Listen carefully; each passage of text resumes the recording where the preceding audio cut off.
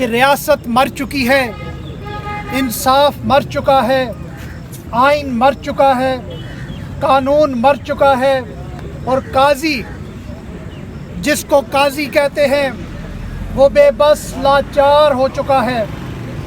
60 دن ہو گئے ہیں، پاکستان کی مضبوط ترین آواز گم شدہ ہے۔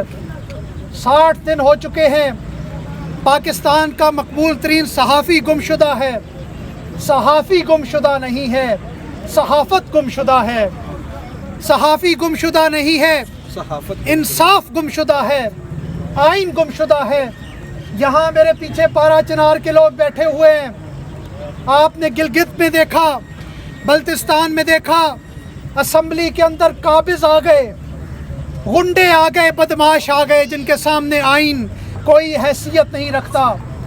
پارا چنار میں پچھلے 3-4 دن سے افغانستان سے لوگ آ رہے ہیں، وہاں پہ دھماکے ہو رہے ہیں، اٹیک ہو رہے ہیں، ریاست پر حملے ہو رہے ہیں، لیکن ریاست نے 9 مئی کے رائی کو تو پہاڑ بنا دیا ہے۔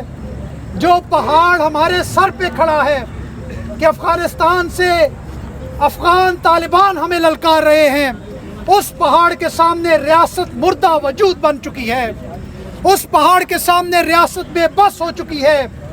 ایک صحافی جو سچ بولتا تھا، جو سول بالادستی کی بات کرتا تھا، جو تمہاری جیلی طاقت اور فرعونیت کے خلاف ببانگے دہل کہتا تھا کہ سوال کریں گے، جواب مانگیں گے، اس صحافی کو 60 دن سے لاپتہ رکھ کر پھر اپنے من پسند صحافیوں کے ذریعے خبر پھیلاتے ہو کہ وہ ٹھیک ہے، وہ خوش ہے، وہ سلامتی سے ہے۔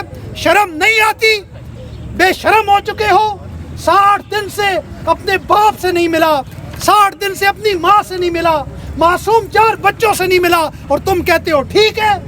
شرم کرو۔ کیا اس بات پر ہماری صحافتی تنظیموں نے اطمینان کر لیا؟ اس قوم نے بے حسی کا لبادہ اوڑھ لیا کہ وہ ٹھیک ہے، بس یہ کہنا کافی ہو گیا؟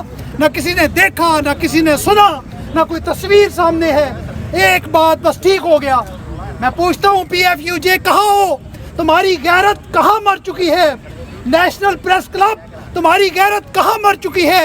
لاہور پریس کلب تمہاری غیرت کہاں مر چکی ہے؟ بدماشی کے سامنے گھٹنے ٹیکنے سے بہتر ہے اپنے قلم توڑ دو، اپنے گھر میں جاؤ۔ اگر صحافت کرنی ہے تو پھر ظالم کے سامنے کلمہ حق کہنا ہوگا۔ محرم آ رہا ہے، یہی امام حسین کا پیغام ہے۔